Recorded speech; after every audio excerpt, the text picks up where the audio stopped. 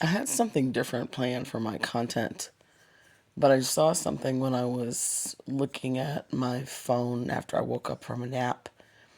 And it was basically a discussion about Gene Hackman's will. And I found it interesting that he had only named his wife and his kids were not included in that. I'm sure there's a story behind that. I haven't done any research on it, but I definitely will.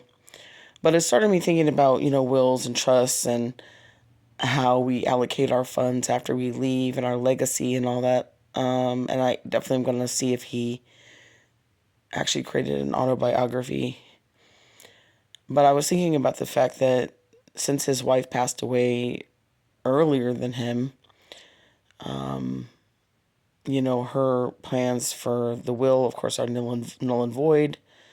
And his are too, because he wanted all of his money left to her. However, since she passed away, the succession laws, or the intestate laws rather, are in effect. And so the nearest relatives are his children. Apparently, that wasn't his wish, but if you don't write your will in such a way to think about these contingencies, then it is what it is. But I think it is sad that his last days were just lived by himself. And of course, we come in this world by ourselves and we leave by ourselves, right?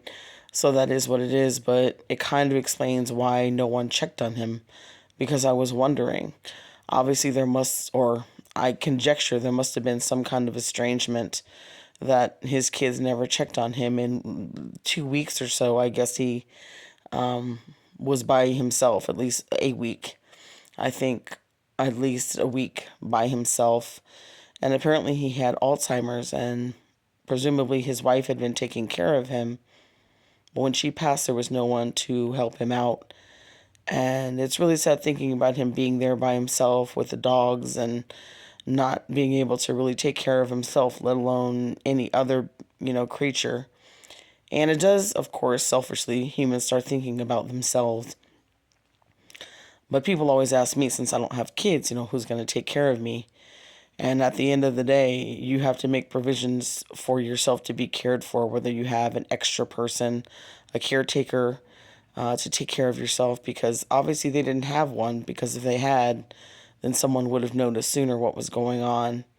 And really have to think about those end of life decisions, especially your wills and your trusts and things, because we really have no idea how many days we have left. I know it's depressing for some people, but this is reality. You have to take care of eventualities. So it's really, really a wake up call and a reminder. And God rest both of their souls. And I hope they didn't suffer too much in their last days.